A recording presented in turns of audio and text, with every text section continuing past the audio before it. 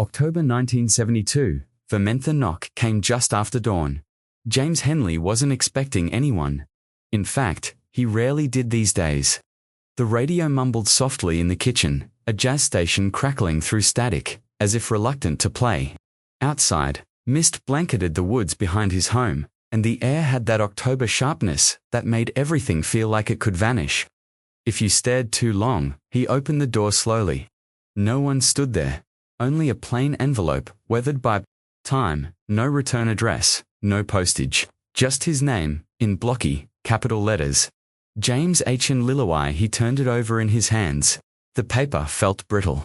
Someone had taken great care or great fear in preparing it. He didn't open it right away. Instead, James set the envelope on his kitchen table. Made coffee with hands that remembered how to load a camera faster than they remembered to. Dial a phone, and watched the mist curl across his lawn like something alive. It took him nearly an hour to open it. Inside was a single photograph, black and white, grainy, slightly bent at the edges. The kind he used to develop in the field, with chemicals that burned your nose and fingers. He recognized the setting immediately. Field Hospital No. 9, somewhere in the Pacific. He'd photographed it during a brief transfer in 1947, long after the war was over on paper, but not quite done in the hearts of the people it wounded. There were tents in the background, rows of injured men and medics moving like ghosts, and then his breath caught. Near the back of the photo, just left of a supply truck, stood a woman in a nurse's uniform, her face partially turned, her profile unmistakable. He knew that jawline, the high cheekbones, the narrow eyes, alert but burdened. Evelyn Moore. She had vanished in 1942, declared missing after an air raid on a remote field hospital, presumed dead. He remembered writing a piece on her disappearance. Angel of the Pacific, lost, it read. A story the military sanitized, smoothed over, and buried. But this photo, this damn photo, was dated 1947. He remembered taking it himself. He remembered developing it, archiving it, and then forgetting it.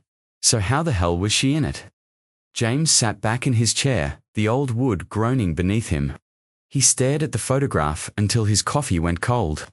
A cold, persistent ache stirred in his chest, not just from the confusion, but from memory. He'd known Evelyn, not well, not personally, but he remembered her, quiet, sharp, always watching, even when pretending not to. Something about her had unnerved the men, not because she was beautiful, though she was, but because she seemed to carry a piece of the war inside her. Even before the worst of it began, James stood and rummaged through an old cabinet in the study, decades of photographs, some in boxes, others stacked under notebooks, crinkled war maps, and faded dog tags. He wasn't sentimental, but he was thorough. And when you'd spent your life capturing moments others wanted to forget, you'd learned to keep everything. He found the original contact sheet from his 1947 hospital visit. Same image, same day. But, in the negatives, Evelyn wasn't there. His hands trembled. Not from fear, not yet, from disbelief. Someone had doctored the photo, but why? And why send it to him? James lit a cigarette, something he hadn't done in 5 years, and sat in the dark for a long while. That evening, James called a woman he hadn't spoken to in 6 months. "Claire," he said when she answered. "I need you to come up here." His daughter sounded tired. She always did these days. "It's not about the house again, is it?" "No," he said. "It's about Evelyn Moore." There was a pause. "The army nurse, Dad. That was 30 years ago. Someone's trying to tell me she didn't die." Silence again, but heavier. "Come tomorrow," he said, before she could argue. "Bring that old magnifier of yours." That night, he couldn't sleep. He laid the photograph on the table again, studying every inch. Zoomed in with his old magnifying glass. Evelyn's figure was blurred, just slightly. Not enough to be suspicious, but enough to feel wrong, like she wasn't meant to be there. Or didn't want to be seen. In the bottom right corner of the photo, he noticed something else, a handwritten marking barely visible. KJ Mass stared at it for a long time. Initials. A code? Or just a photographer's mark? Something about that small scribble chilled him more than the image itself. Someone had gone through great effort to alter the past, and they were inviting James, no, challenging him to uncover why. The next morning, James stood outside as Claire's car pulled up the long gravel road. Her coat was buttoned high against the wind, her expression skeptical. "You better not be having another episode," she said, stepping out. He didn't smile, just handed her the photo. She squinted. "Okay, field hospital wounded soldiers, old truck. Who's this?" she asked, pointing. "Look closer." Claire adjusted her glasses and froze. "That's her. That's Evelyn Moore." James nodded. "Now ask yourself this. Why is she alive in a photo taken 5 years after she disappeared?" Claire didn't answer, but he saw her eyes narrow. The same way his had. She didn't believe in ghosts, but she believed in secrets. And this photo had both. March 1942. Somewhere in the South Pacific, the jungle breathed like a living thing. Heat rose in invisible waves from the ground, curling around canvas tents and rusted jeeps. The scent of iodine and rot lingered in the air, a mixture of sterilized wounds and something much darker. The slow decay of hope. Nurse Evelyn Moore stepped off the transport jeep, her boots crunching into the mud. She wore her uniform like armor, pressed and pristine, even though the sea voyage had worn her thin. A leather satchel hung from her shoulder. Her fingers clutched it like it contained something more valuable than medicine. Letters, maybe, or memories. She didn't speak to the driver. She never did. The field hospital, no. 9 rows out of the trees like a forgotten outpost. Rows of tents patched with tarps. A surgical ward covered with a tarp that flapped in the wind like a broken sail. Soldiers groaned beneath mosquito nets. Corpsmen rushed in and out, the war pressing on them like a fever. A voice called out, "New blood." Evelyn turned. A tall, square-jawed officer approached. He looked like he'd stepped out of a recruitment poster, right down to the perfectly combed hair and the steel in his jaw. "Captain Daniel Briggs," he said, offering a hand. She didn't take it. "Nurse Evelyn Moore." He dropped his hand, but his smile didn't falter. "Welcome to paradise." By the 3rd day, the men had started calling her the ghost. She moved through the hospital quietly, efficiently. No small talk, no stories. When she wasn't tending to the wounded, she sat alone near the rear of the supply tent, sketching or writing in a small red notebook. A few men joked she was a spy. Others whispered about her eyes, how they always seemed to be listening, even when she wasn't looking. Only Daniel seemed to get close. Not by force. Not with charm, with silence. He found her by the stream one evening, scrubbing blood from her hands. "It wasn't her patient's blood. It gets under your nails," he said softly. "Even after the war ends." She didn't look up. "Does it end?" That was the first thing she ever asked him, and maybe the moment she began to trust him. They shared cigarettes under the trees, talked about home. Hers was somewhere in Maine, though she never said exactly where. His was Chicago, a mother who'd already buried 2 sons. Evelyn never spoke of family. When he asked, she said only, "They think I'm already gone." March 9th, 1942. The night it happened, sky cracked open without warning. The first explosion landed near the mess tent, lighting up the jungle like noon. Sirens blared, the ground shook, men screamed. Bullets weren't flying, bombs were falling. Daniel rushed into the triage tent. Blood, limbs, confusion. Evelyn was already there, her sleeves rolled up, hands steady. "Help the corpsman." She barked. He followed orders.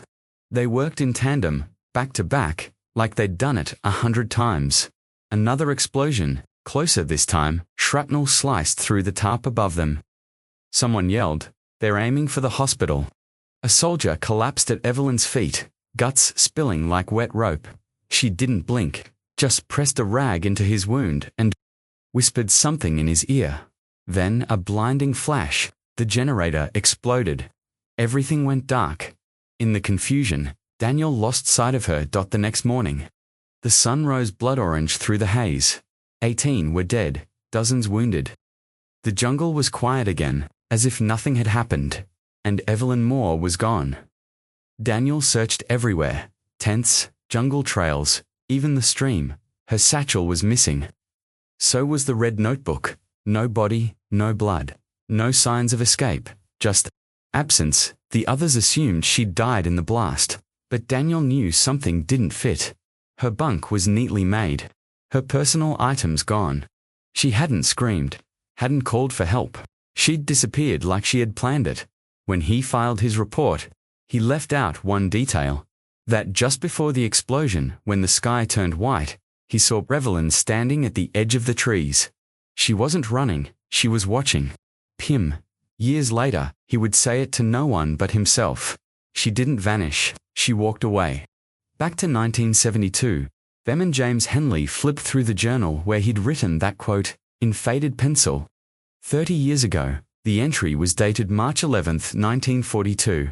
The same day Evelyn Moore was declared missing in action, he closed the journal. Slowly, Claire was beside him, reading through the Army's official records. Everything matched the air raid, the casualties, the presumed death. But James felt something tug in his gut. The kind of feeling you don't shake, even after decades. She was never missing, he murmured. She was running. Claire glanced up. From what? James exhaled. That's what I intend to find out. He reached for the photograph again. Evelyn's image stared back from 1947, her face as unreadable as ever. But behind her, just barely visible in the shadows, there was another figure, uniformed, watching her. October 1972, Franklin Veterans Care Home, upstate New York. James Henley hated these places. Not because they smelled of bleach and overcooked peas. Not because the orderlies treated every man like a child. But because they were graveyards with heartbeats, long sterile hallways where once proud soldiers waited to be forgotten. He paused outside room 204. The nameplate read, Briggs. Daniel Captain retired the last time James had seen Daniel. Briggs, the man had been 33, sweating through his uniform in the Pacific heat, barking orders with a voice that could cut steel. Now, 74 and skeletal, Daniel sat slouched in a worn recliner, muttering at a silent TV. James stepped in. The old man didn't turn. Captain Briggs, James said softly. No response. He walked closer, scanning the room. Photos on the dresser, none with people. A stack of old newspapers. A framed bronze star gathering dust. James cleared his throat. I'm James Henley.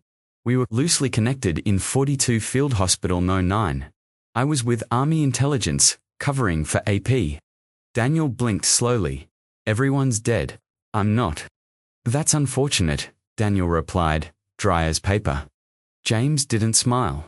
I came to ask about someone. Evelyn Moore, a flicker, there behind the eyes. Then nothing. Don't know her, Daniel said. She was a nurse, quiet, sharp. Disappeared the night of the March 9th raid. No one survived that night, he said flatly. James pulled the photograph from his coat, unfolded it slowly, handed it over. Daniel didn't look at first. His fingers hovered above the image like it might burn him. When he finally did look, his body stiffened. A sound escaped his throat, not a word, not even a gasp, more like a low, helpless groan. The sound of something cracking after years of pressure. James watched. You took this, Daniel whispered. In 1947, Philippines. I don't remember her being in it, but she is. Daniel closed his eyes. She wasn't supposed to come back, he said. James sat down. Carefully, she was alive, wasn't she? The silence stretched so long it became a third presence in the room. Then, she walked away from us. From me. From all of it. James leaned in. Why? What happened to her, Captain? She didn't die in that air raid, Daniel said. She used it, slipped out in the chaos. I think she'd planned it. Planned what? To vanish. His eyes were glassy now, unfocused. I saw her standing in the jungle that night. Not scared, not lost, waiting like she knew someone was coming for her. Someone, James said carefully. Who? I thought it was my guilt playing tricks. I told myself that for years. Until now. Daniel gripped the photo. Knuckles. Why she didn't just leave the army. She left us. Me. James felt something shift in his stomach. Unease creeping like mold under floorboards. "You and Evelyn were close?" he asked. Daniel looked at him sharply, as if waking from a dream. "She had a fire in her," he said. "Most didn't. See it, she did what she had to.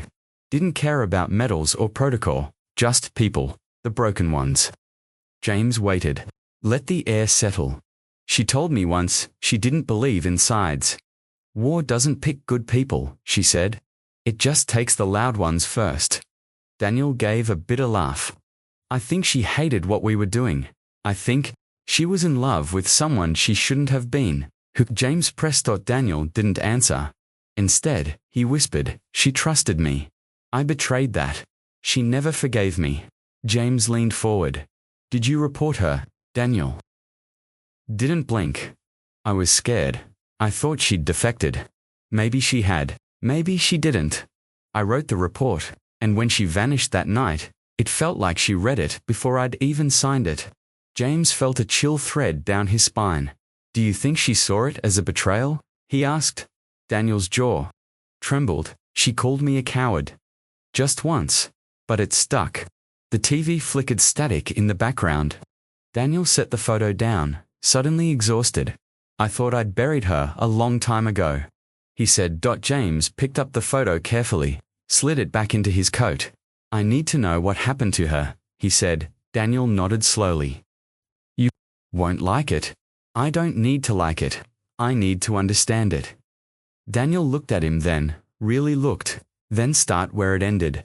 "She left something behind." "What?" "A box. With my name on it. I never opened it." James blinked. "Where is it?"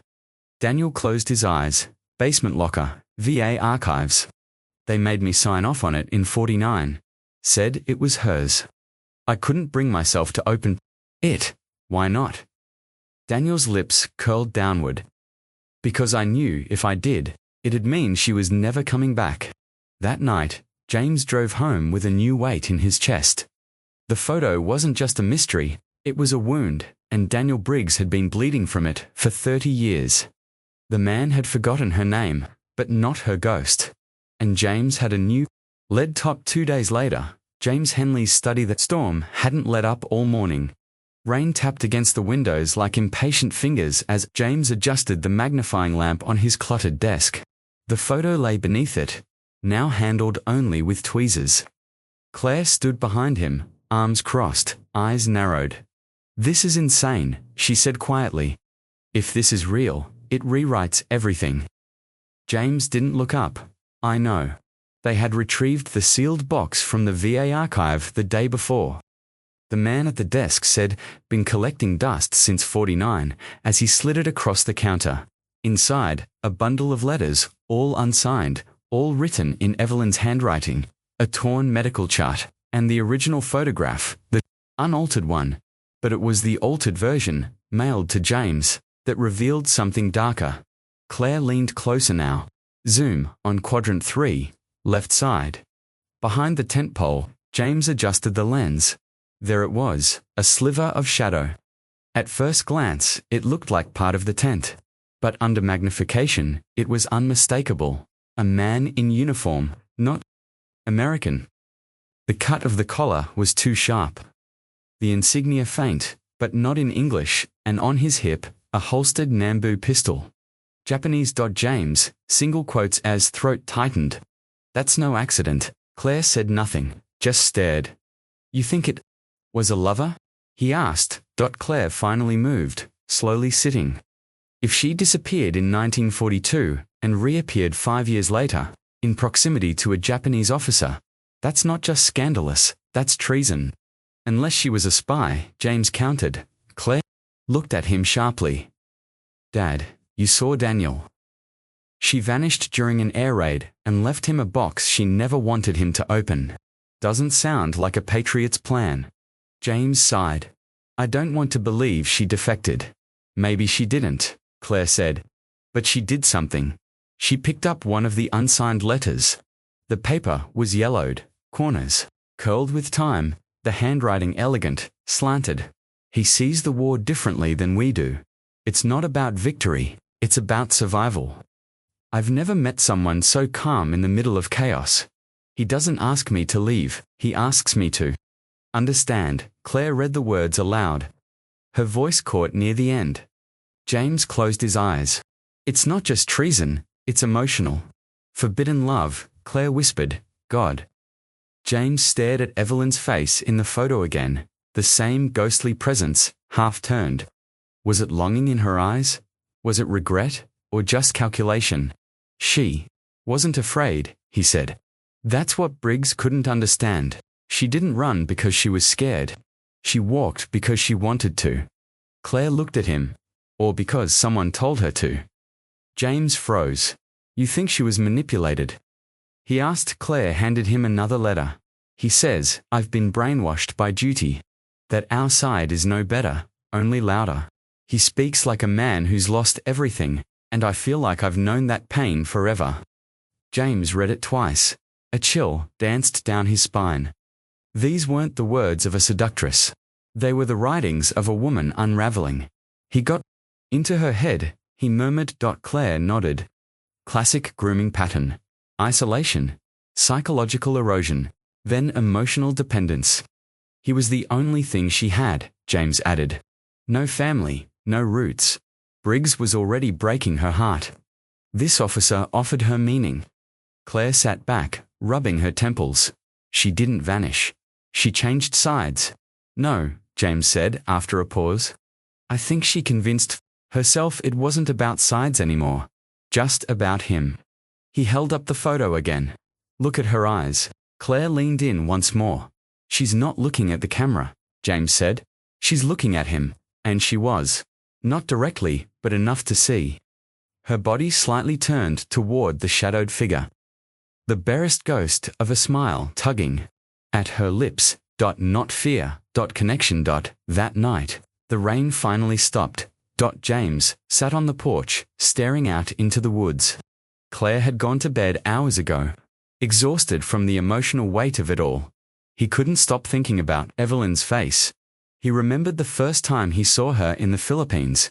She hadn't spoken, had barely acknowledged him, but now, with this photo, that brief encounter took on new meaning. Not the face of a soldier. The face of someone torn between two lives, and not sure which was the lie. Behind him. The wind slipped through the house, and in his mind, Evelyn's whisper. He doesn't ask me to leave, he asks me to understand. The next morning, the storm had cleared, but inside the Henley home, the air remained heavy. Claire sat cross-legged on the living room floor. The open storage box between her and James. The smell of old paper and damp canvas filled the room, the scent of time, and something else beneath it. Grief, maybe. The contents were scattered, torn charts, yellowed field notes, rusting safety pins. One envelope had more E scrawled on it, but it was empty. And then, at the very bottom, wrapped in a strip of linen bandage, the diary read leather, edges cracked. Binding warped with age, no name on the front, just the smell of salt and smoke. James unwrapped it like a relic. Claire leaned in. That's hers. James nodded, no doubt. He opened to the first page. The handwriting was unmistakably Evelyn's, the same slanted lines, firm and elegant. March 4th, 1942. The hospital smells like rust and lies. The men smile, but they're afraid. They think I don't see the infection beneath their jokes. But I've been trained to recognize rot. Claire whispered. She was already unraveling. James turned the pages slowly, carefully, like each one might splinter in his hands. March 6th. Daniel worries too much, or pretends to. He's the kind of man who only wants you when you're smiling. I'm tired of pretending to be someone he can rescue. James flinched. Damn, he muttered. Claire's brow furrowed. She resented him. She resented being seen by him, James corrected. Not understood. Then came the entry that changed everything. March 8th, he came again today. I don't know his real name, only that the others call him Colonel. He doesn't ask stupid questions. Doesn't speak to me like I'm fragile. He speaks Japanese, English, And something else I can't name, something that understands my darkness. Claire's voice cracked. He came again. Wait, James said. There's more. He found me behind the triage tent. Asked if I believed in nations. I said no. He smiled like he'd been waiting for that answer for years. James and Claire sat in silence. The entries grew more erratic. Some were just fragments. The blood won't wash off. I stopped trying, he says. I don't belong to them. I believe him. We are not enemies. We are ghosts, wearing different flags. Claire pulled back slightly, arms wrapped around herself. She was in love with him, she said. Or thought she was. James didn't respond. He flipped to the final entry before the pages went blank. March 9th, tonight, I leave. There is no war where we are going. He promised I'd never have to wear the uniform again. He promised I could forget the girl who stitched men back together, just to watch them die. He promised me a different kind of war, one that makes sense, and I said yes. James closed the diary with a shudder. She chose, he said softly. Not in panic, not under fire. She chose. Claire stood up, pacing the room. But who was he? Who was this colonel? Why was he near the hospital? Why didn't anyone report it? James shook his head. They might have. Or maybe the military buried it. Wouldn't be the first time command covered up an embarrassment. Claire stopped. Or a defection. James opened the diary again, flipping through the back pages, searching for clues, signatures, anything. One page near the end had been torn out. Clean, deliberate. She didn't just write this for herself, he said. She wanted someone to find it. Claire crouched next to the box, digging through the loose documents. We missed something. She wouldn't leave just a diary. Then she saw it taped to the underside of the lid, a folded slip of paper. She peeled it off gently, unfolded it. It was a medical chart, simple, crude, but the name listed was Japanese. Kenji Yamamoto, under injury, gunshot wound. Left shoulder, under caregiver more. Under date of admission. March 3rd, 1942. Claire whispered, that's him. That has to be the colonel. James stared at the chart. She wasn't just in love with him, she was treating him, hiding him. Claire looked at her father. This wasn't betrayal. It was treason. James didn't answer, because his mind had already raced past that. He was thinking about that night, the bombs, the chaos, the reports of Evelyn spotted in the jungle, the untouched bunk, the missing SATCHEL. She hadn't just left, she had extracted him, a full escape, buried under fire and confusion, and it had worked. That evening, porch, sunset bleeding through the trees, James lit a cigarette. He hadn't smoked 2 days in a row since the war. Claire stood beside him, the diary in her hands. She knew what she was doing, Claire said. I know. She didn't leave a letter. Not for Daniel, not for anyone. She left this, James replied, nodding toward the diary. It was her letter. But what about after? Where did she go? James exhaled smoke slowly, watching it curl into nothing. Someone helped her disappear. He had to. That kind of vanishing act doesn't happen without planning. Claire nodded. Then we need to find out who he really was. James took one last drag, then crushed the cigarette under his heel. She called him Colonel, he said. But I bet he had another name. November 1972. Luzon, Philippines. The jungle had swallowed it whole. Where once canvas tents stretched across a muddy clearing, now only skeletal poles remained. The metal had rusted to red lace, and vines clung to the debris like a shroud. Field Hospital No. 9, once a lifeline for bleeding soldiers, now lay forgotten beneath layers of moss, humidity, and silence. James stood at the edge of the ruins, hands on hips. Sweat soaking through the back of his shirt. Claire had stayed behind in Vermont. She didn't want to, but she knew James needed to do this part alone. There were no maps anymore, no coordinates. Just a pin on a fading journal entry and the memory of a photograph he'd taken 3 decades ago. A local fixer named Luis had led him through the overgrown trails. The man now stood a few feet back, arms crossed. They say, this place is cursed. Luis said in broken English. James didn't respond. He'd heard the stories. Screams in the trees. Ghosts of nurses wandering at night. One tale claimed a woman ran out of the jungle with her hands covered in blood, yelling in a language no one recognized before vanishing into the fog. Another story, a secret infirmary built under the surgical tents, where unofficial patients were treated. Japanese defectors, interrogations, experiments. No records, only whispers. James walked slowly, picking his way through what used to be triage, a collapsed cot, a rusted four-pole, a shoe half swallowed by the earth. He knelt beside a fallen supply. Cheston brushed the dirt away. The faint remnants of painted lettering still visible. Unit 9B.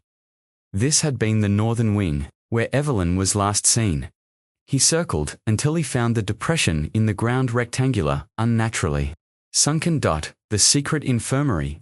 He climbed down, boots slipping in the wet soil. Below, the remains of a wooden hatch lay broken across a muddy stairwell. The descent was tight, lined with root-veined walls and the smell of mildew and time. He turned on his flashlight. The space beneath was no more than 15 by 20 feet, low ceiling, concrete walls, and rusted brackets where lights used to hang. On the far wall, scratched into the cement, were 5 words. They never let us leave. James exhaled, a cold pit blooming in his chest. He moved carefully, scanning every corner. Dust-covered crates, now caved in. A blood-stained cloth sealed in a glass jar, and in the far corner, a metal dog tag, glinting faintly beneath a pile of collapsed wood and ash. He picked it up. The chain snapped at his touch. Brittle from age. The tag read, Bane, Emenus se uerapes, or neg. Not Evelyn Miriam Bean. James froze. He didn't recognize the name. He had photographed dozens of nurses during the war, catalogued many of them, but this one never crossed his path. He emerged from the pit slowly, blinking against the jungle light. Louise raised an eyebrow. You find something? James held up the tag. Another nurse, not Evelyn. Luce's brow furrowed. Bane. You know her. Louise nodded, cautiously. My grandfather spoke of 2 nurses. One with hair like fire, the other, quiet, sad eyes. He said one went mad, and the other was taken. James's mouth went dry. Taken by who? Louise shrugged. He didn't say. Just that she went willingly. James stared at the tag again. 2 disappearances, one known, one erased. That evening, Luzon Village Guesthouse. James spread the contents of the diary. Letters and documents across the bed, cross-referencing every mention of Evelyn's unit. Location and co-workers, no mention of Bane, not once. He flipped to the diary's final entries again. I was never meant to be a hero. That was always her job. I just had to survive. Had he missed something? Was Evelyn referring to someone else? He flipped back. She begged me not to leave, said we made a vow, but I told her we were never the same. She believed in orders. I believed in instinct, James muttered. She wasn't talking about Daniel. She was talking about another nurse. Miriam Bane. Had she and Evelyn been close? Did they run together? Or did Evelyn leave her behind? The words from the infirmary wall echoed in his ears. They never let us leave. James stared at the tag again. If Bane died here, who buried her? And if she didn't die, where did she go? The next day, Manila Archives office. James bribed his way past the rusted bureaucracy, talking his way into a records room that smelled like ink and defeat. The clerk handed him a brittle roster. He ran his finger down the list of assigned nurses. To Field Hospital, No 9. There she was. Bane, Miriam L. Assigned, MARCH, 11942 reassignment. Non-status, MIA, March 10, 1942. James closed his eyes. 2 women, same night, same disappearance. Evelyn's vanishing hadn't been an isolated mystery. It had been a pattern. Vermont, November 1972. The manila folder landed on Claire's desk with a muted thud, stamped across the front in faded red ink. Declassified, Nurse Corps Disciplinary Records, 1942. Claire stared at it for a long time before opening it. She had submitted the request weeks ago through a contact in the university's military history department, just in case, but she never expected approval. Not for a case this old. Not with this kind of secrecy. Inside, 10 pages, paper thin and brittle. Most were redacted, but what remained was enough to make her chest tighten. Incident Report, March 5, 1942, filed by Nurse Miriam Bain. Subject: Nurse Evelyn Moore observed unauthorized medical care provided to a known allied male, suspected to be of Japanese origin. Medical supplies and blood plasma were taken from tent stockpile. When questioned, Nurse Moore became defensive and evasive. I am reporting this under direct moral obligation. M. Bain. Claire read it 3 times. She felt her throat constrict, so someone had known. Miriam had known. She hadn't just been another name. She'd seen what Evelyn was doing and tried to stop her. Claire flipped to the next page. Follow-up. Notes. March 6 to 9th. No disciplinary action taken. Report received and filed. Subject: Moore denied allegations. No formal investigation initiated due to high operational demand and raid activity. Buried, ignored. Evelyn had been protected by chaos, or someone had made sure it disappeared. But Miriam hadn't dropped it. The last page was a medical report. Subject: Bain. Miriam, L. Date of death: March 10, 1942. Cause: morphine overdose, presumed self-inflicted. Notes: found alone in nurse's quarters. No suicide note. Room orderly. No known history of depression. Claire stared at the line. No known history of depression. And then, room orderly. Her hands trembled as she reached for the final document, an autopsy slip. Handwritten. High concentration of morphine detected in bloodstream. Dosage estimated at over 70 cc, double lethal limit.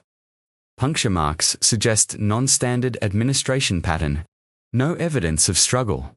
Conclusion: probable suicide. Filed by L.T. Harold M. Foster. Claire's voice came out in a whisper. Probable. Probable was a coward's word. That evening, Claire's apartment, the tape recorder clicked softly as it wound to a stop. Claire rewound it. She'd found the reel 2 days ago. Inside Evelyn's satchel, wedged between pages of the red diary.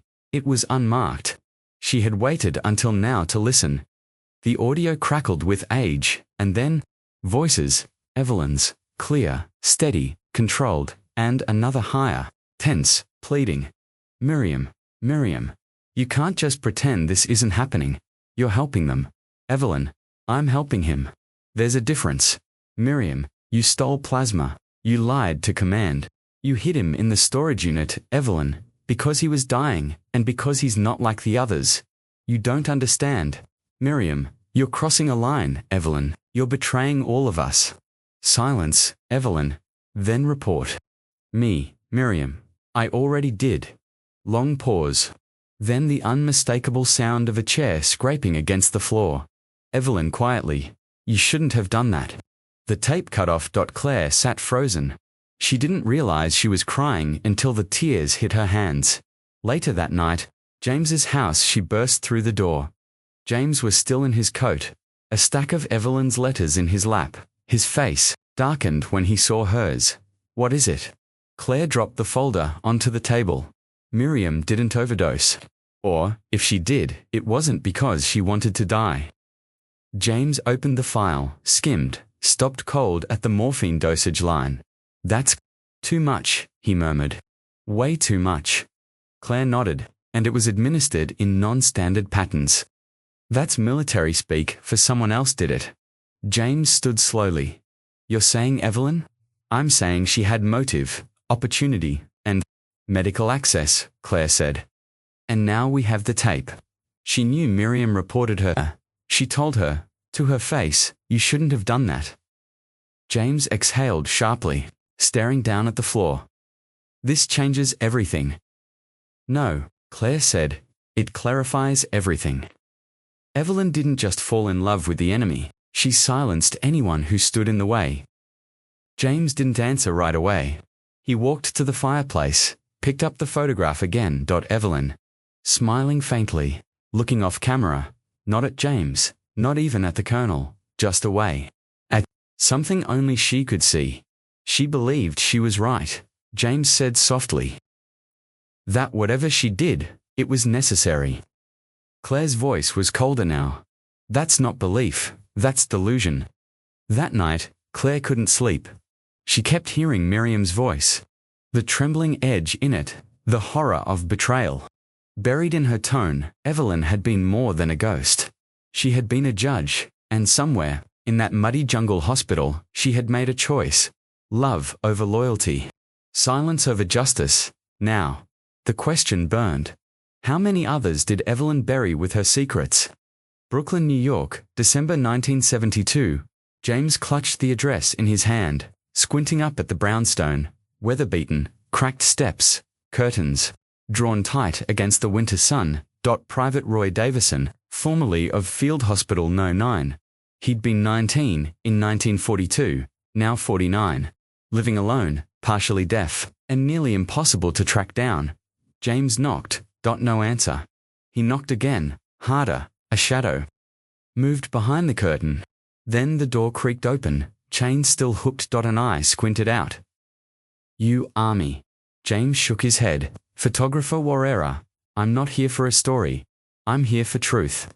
Silence. Then the door shut. For a second, James thought that was it. But then click the chain, unlatching. The door reopened. Come in, don't touch anything. The apartment smelled of metal and old paper. A single photo hung crooked over the mantel, a group shot of medics, stained and curling. Roy shuffled toward a recliner and dropped into it with a groan. You said Evelyn Moore, he muttered. Didn't think anyone even remembered her. James took a seat. I remember the photo, and the rumors. Roy snorted.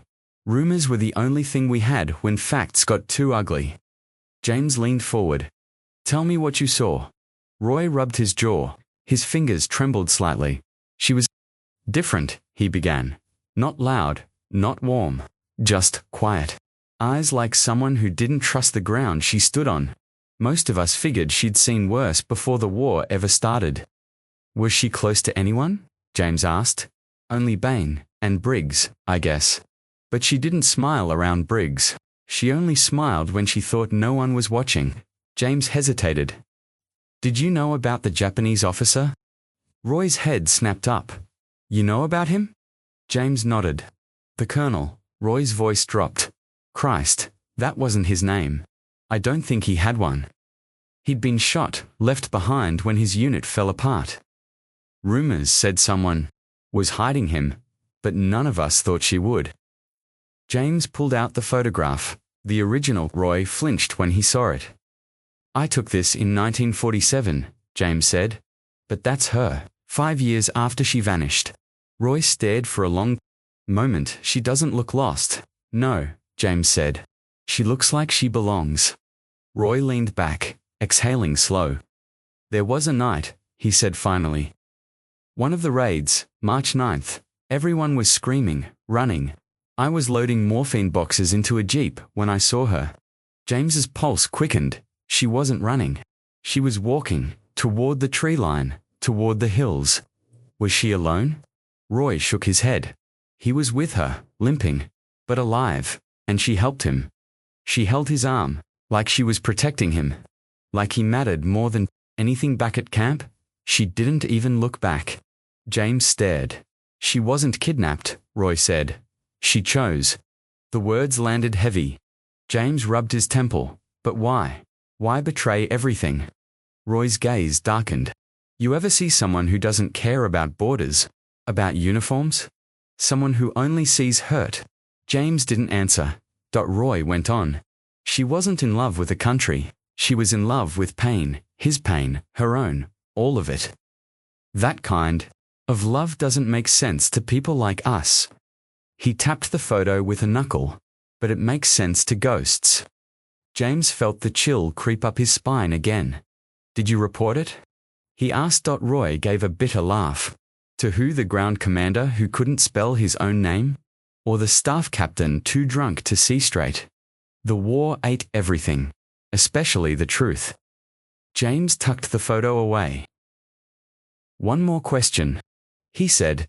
Do you think she killed Miriam Bain? Roy's face tightened. No, he said finally, but I think she let it happen. James frowned.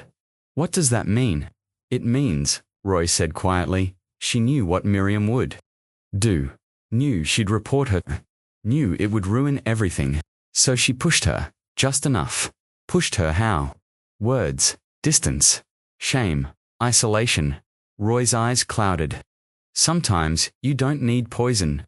You just need to open the window and watch someone jump. Silence thickened between them. Then, Roy looked up. You came for the truth. That's it. No hero, no villain, just a woman who saw the enemy in her own mirror and kissed it anyway. James stood, heart heavy. Thank you. Roy didn't get up. Just nodded slowly. Be careful digging up ghosts, Mr. Henley. James paused at the door. Why? Roy's voice dropped to a whisper. Because sometimes they dig back. Manila, December 1972. The alley was narrow. The air humid with motor oil, fried rice, and rain. James stood outside a crumbling apartment block in Quezon City, staring up at a rust-stained stairwell. A contact from the consulate had handed him a name that wasn't a name. Lena Saito. No passport, no paper trail before 1961, but she lived here, under a different name now. A woman in her 20s, mixed race, unmarried, quiet, and rumored, very quietly, to have a mother named Evelyn. James climbed the stairs.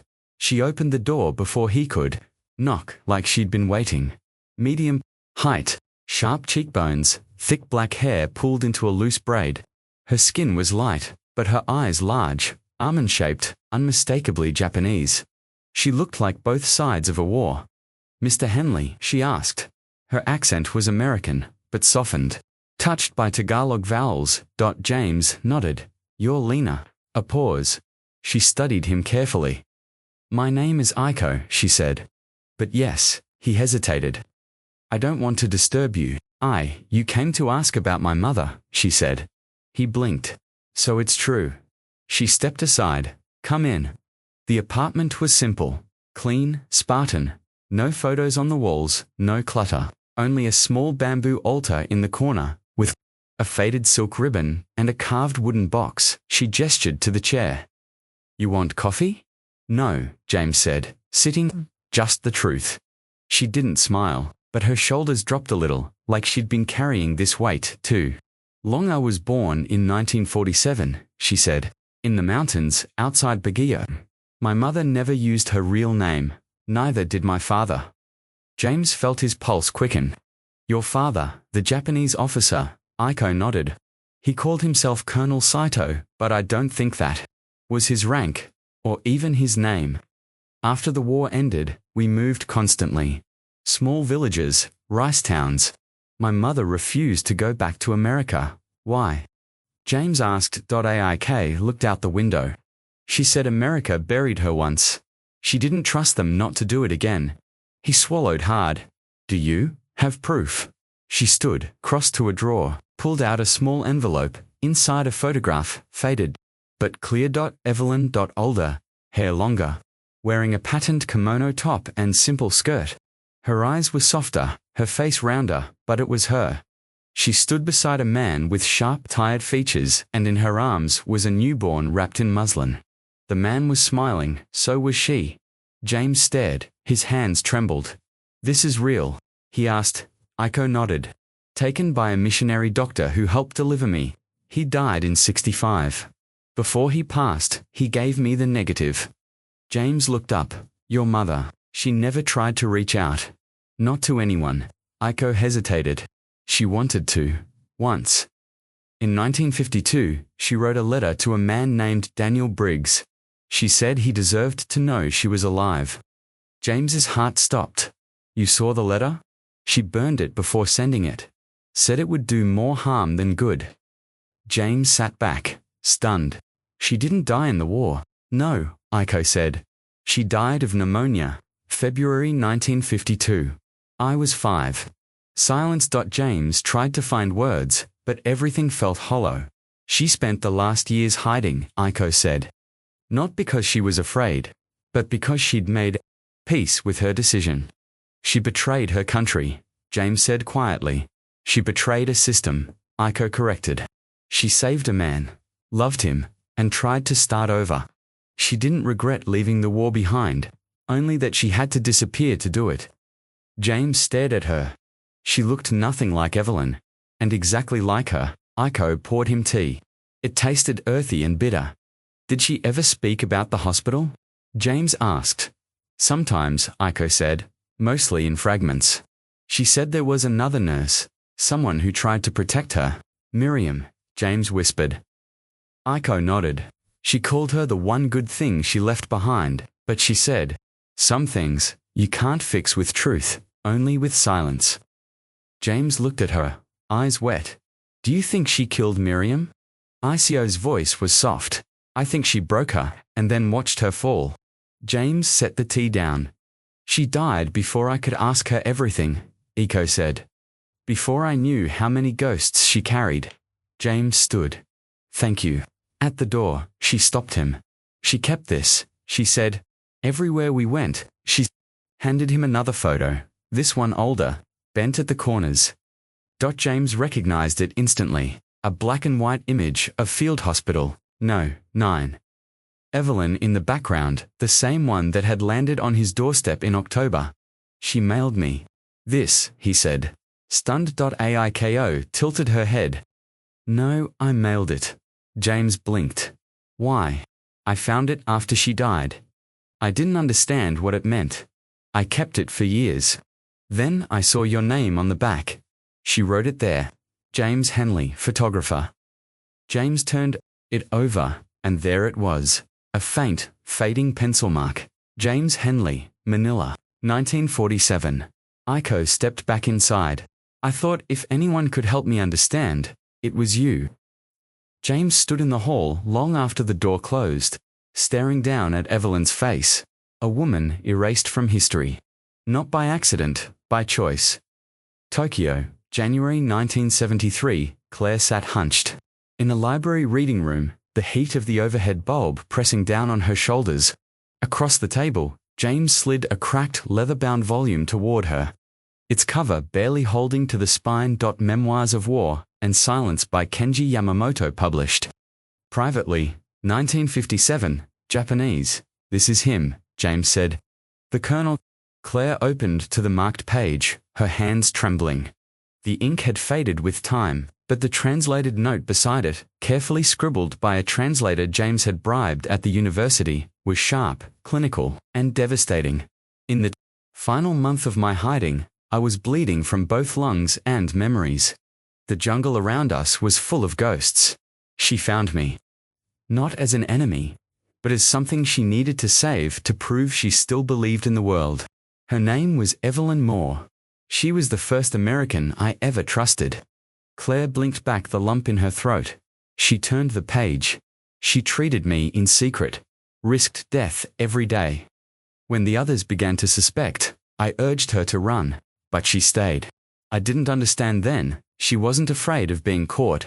She was afraid of being left alone, James whispered. He knew what she was doing was suicide. Claire nodded, flipping again, and there it was. The other woman, the one with fire in her voice, discovered us. She confronted Evelyn. They argued, screamed. I watched through the cracks in the floorboards, too weak to intervene. But I heard what Evelyn said. She begged her to keep the secret. The other refused. A pause in the words. Then, that night, I woke to find Evelyn trembling beside me. Her hands were blood-stained. She whispered, I didn't mean to. She had given her friend a lethal dose of morphine, not to kill, she said, but to silence. Just for a little while, long enough to leave, but it was too much. Claire went cold. He didn't try to protect her, she murmured. He confessed it all. James looked tired. He carried it for 15 years. Published it in a country where no one would read it. Later that evening, hotel room, Tokyo, the city beyond the window, buzzed in neon. Claire sat cross-legged. On the bed, staring down at the photograph Iko had given them. Evelyn. The Colonel, and the child. She loved him, Claire said, and she killed her friend, for him, for survival. Out of fear, out of love. James nodded slowly. We always said she vanished. She didn't vanish, Claire said. She chose exile. She chose to erase herself. James paced.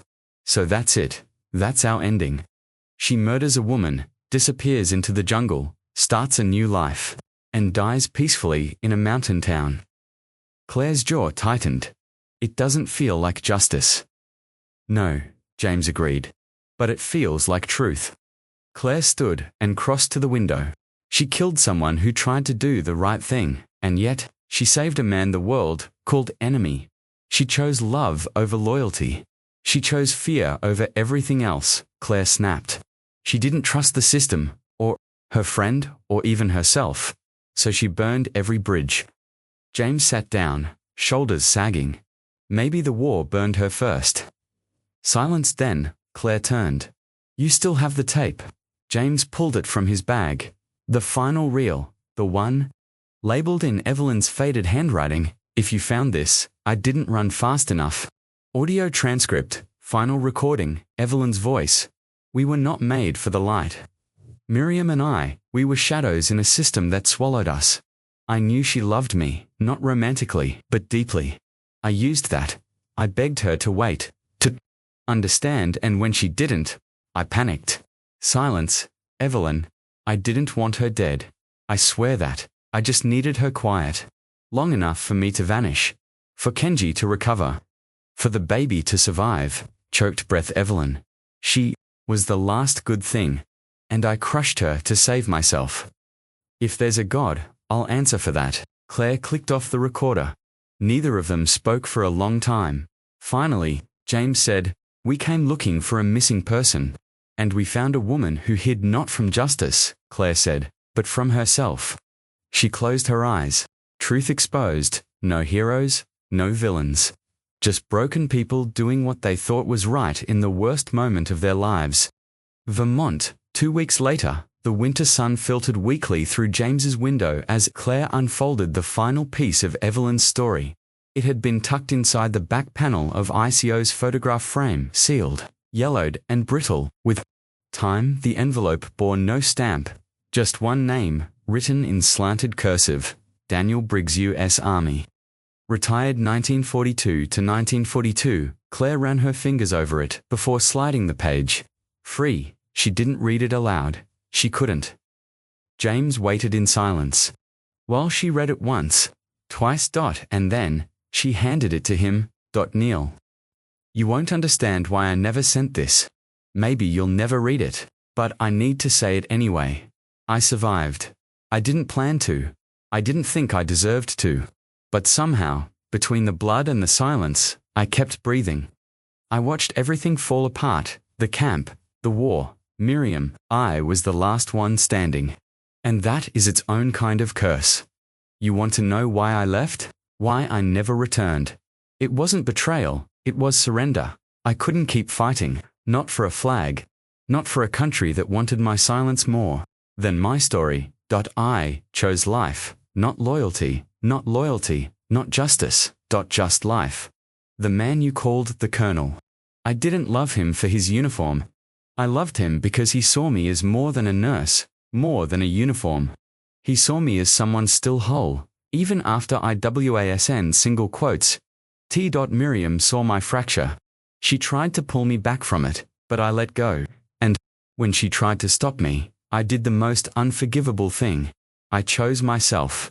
I wish I could ask your forgiveness. But I know I don't deserve it. Please don't tell the world. I was brave. Tell them I ran. Evelyn. James folded the letter carefully. His hands trembled. She didn't die in some tragic blaze of glory, Claire said quietly. She walked away. She burned it all down, country, comrades, morality, and disappeared. She didn't want to be remembered as a martyr, James whispered. Only as a woman who chose something different. Claire crossed her arms, pacing slowly. Is it wrong to feel angry, to feel betrayed? It's human, James said. We wanted a clean ending. a good woman trapped in bad circumstances. But Evelyn, she was the storm and the silence. Claire turned to him, eyes glassy. She killed her best friend, abandoned her post, and lived peacefully under a lie. And still, James said, I don't know if I can call her a monster. Claire looked at him. I don't think monsters feel guilt that deep. Later that evening, the fire they burned the letter, not out of anger, out of respect. Evelyn never meant for it to be found. She had sealed it for a reason. To bury it with the version of herself she refused to resurrect. As the envelope curled and blackened in the flames, James whispered, she was right. The world wouldn't have forgiven her. Not then. Maybe not now. Claire nodded. Then maybe silence was mercy. The letter hissed one last breath before turning to Ashdot, Vermont Historical Society. Spring 1973. The gallery was quiet. Not empty, just reverent. People moved slowly through the narrow space, their footsteps softened by the thick carpet and the hush that seemed to cling to the walls. At the entrance, a brass plaque read, The Vanished Nurse, the Evelyn Moore Archive, curated by Dr. Claire Henley. Photographs by James Henley, war correspondent. Rhett. No fanfare, no dramatics, just a name, a title, and a silence, too loud to ignore. Claire stood near the final display, a glass case holding Evelyn's red diary, opened to a passage that read, I don't want to be remembered for the rules I broke. I want to be remembered for surviving. The fire, beside it, sat the faded photo from 1947, Evelyn and the Colonel, smiling beside the newborn in the Philippine jungle. Next to that, the rusted dog tag marked MB, and a second frame holding a carefully replicated excerpt from Kenji Yamamoto's memoir, and then the burned edge of the letter Evelyn never sent. Scanned and enlarged, the words I chose, life illuminated beneath. No editorial notes, no context paragraphs. Claire had refused to let the exhibit explain Evelyn's actions. Let the viewers decide. Or not. Across the room, James leaned on his cane, watching two women pause by the audio installation. They pressed the worn headphone pads to their ears, and Evelyn's voice, soft, strained, weathered by jungle wind and guilt, filled the space between them. Please don't tell the world I was brave. Tell them I ran. The younger woman wiped a tear. The older one didn't move at all. Afterward, James and Claire stepped outside. The spring air still held winter's bite. They asked if we wanted a press release. Claire said, I told them no.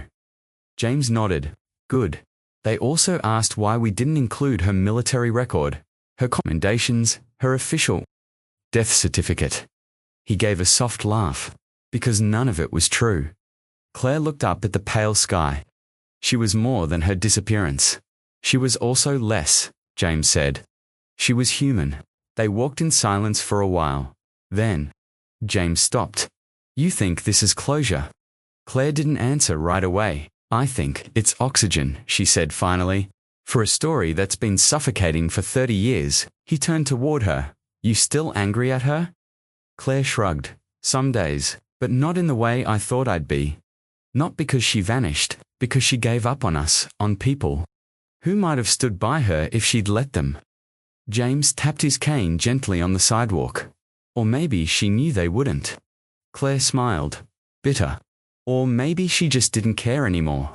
Back inside the gallery, a boy, maybe 12, stood staring at the final wall, a projection of Evelyn's face, not from the war, not in uniform, but from the jungle. Photo lit the pale surface underneath it. A quote glowed faintly in gold. Truth doesn't make you innocent, it makes you visible. His mother stood beside him, hand on his shoulder, neither spoke. They just looked at a woman history never wanted to see. James returned a week later. He wandered the exhibit alone this time. The crowd had thinned. The press had moved on, but the silence remained. He paused by the dog tag again. M.B. Miriam Bain, the only one who'd tried to stop it all. The one no war memorial mentioned. The one whose life ended in a quiet bed, with a needle and a question mark. Claire had left no eulogy. For her, either. Just a short card. We remember those who vanish. Let us also remember those who stayed and paid the price. James pressed his palm to the glass. Miriam, he whispered. You deserved more. That night, he wrote a letter.